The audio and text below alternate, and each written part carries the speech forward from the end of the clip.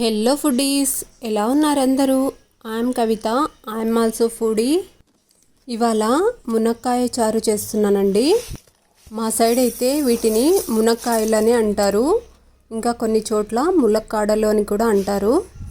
నేనైతే ఇవాళ ఆరబెట్టుకున్న మొలకలు, అంటే ముందుగా ప్రిపేర్ చేసి పెట్టుకున్న మొలకలు నీడలోనే ఆరబెట్టుకోవాలి. వాటిలో పెసులు, ఉలవలు, కాసిన్ని శనగలు ఉన్నాయండి. మంచిగా నీడలోనే ఆరబెట్టుకోవాలి వాటిని.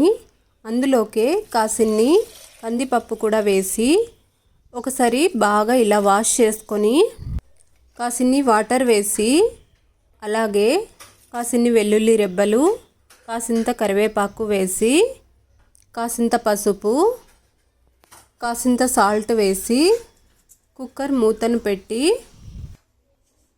ఒక 2 విజిల్స్ వచ్చేంత వరకు ఉడికించుకోవాలండి.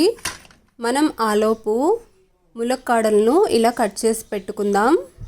ఇప్పుడు మిక్సీ జార్ తీసుకొని అందులోకి నేనైతే పులుపు ఉన్న మామిడి ముక్కలు వేస్తున్నానండి.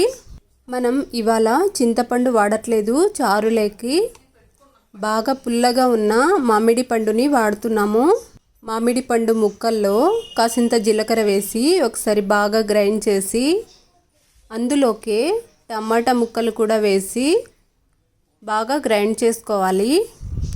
ఇప్పుడు మనం కుక్కర్ మూతను తీసి చూసారా, చక్కగా ఉడికిపోయాయి. అందులోకే ఈ గ్రైండ్ చేసి పెట్టుకున్న మామిడి టమాటా ప్యూరీని కూడా వేసి చూసారా, మంచిగా ఉడికిపోయాయి కదా మొలకలు, అలాగే కందిపప్పు. అందులోకి ఈ మిశ్రమాన్ని కూడా వేసి ఒకసారి బాగా కలిపి ములక్కాడలను కట్ చేసి పెట్టుకున్నాం కదా, వాటిని కూడా బాగా వాష్ చేసుకొని అందులోకి కుక్కర్లోకి వేసి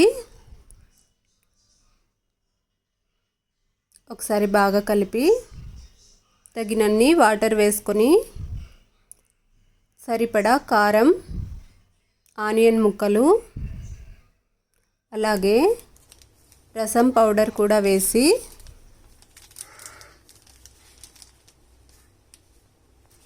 టేస్ట్ కోసం కాసింత బెల్లం కూడా వేసుకుందాం. ఇప్పుడు సరిపడా సాల్ట్ వేసుకొని ఒకసారి బాగా కలిపేసి కుక్కర్ మూతను పెట్టి 1 విజిల్ వచ్చేంత వరకు ఉడికించుకోవాలి. లేదంటే కుక్కర్ మూతను తీసి కూడా ములక్కాడలు ఉడికేంత వరకు ఉడికించుకుంటే సరిపోతుందండి.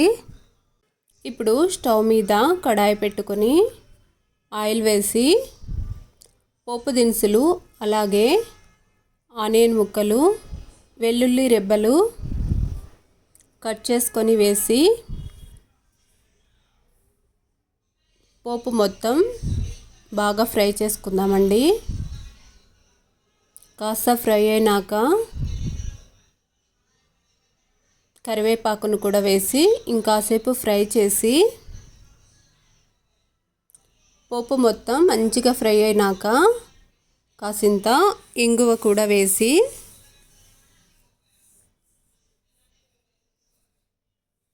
ఇంకొకసారి బాగా కలిపేసి చారులో వేసి ఒకసారి బాగా కలిపేయడమేనండి. పోపు మొత్తం చారులో వేసుకొని ఒకసారి బాగా కలిపేసుకుంటే సరిపోతుంది. అంతేనండి, ఈజీగా టేస్టీగా మామిడి పండు ములక్కాడ చారు రెడీ. టేస్ట్ అయితే సూపర్ వచ్చిందండి. ఎప్పుడు చింతపండుతోనే కాకుండా ఇలా మామిడికాయతో కూడా ఒకసారి ట్రై చేసి చూడండి. నచ్చితే మాత్రం లైక్ చేసి, షేర్ చేసి, సబ్స్క్రైబ్ చేసుకోండి. అంతేకాకుండా ములక్కాడలు హెల్త్కి, బోన్స్కి చాలా మంచిదండి. చాలా విటమిన్స్ ఉంటాయి దీనిలో. వారానికి ఒక్కసారైనా ములక్కాడల చారు, అలాగే మునగాకు ఫ్రై, అలాగే దానితో కూడా చారు చేసుకొని తింటే చాలా మంచిది. మీరు కూడా ఈసారి ఇలా ట్రై చేసి ఎలా వచ్చింది అనేది కామెంట్ చేయండి. ఇంకొక ఈజీ అండ్ టేస్టీ రెసిపీతో మరొక వీడియోలో కలుద్దామా?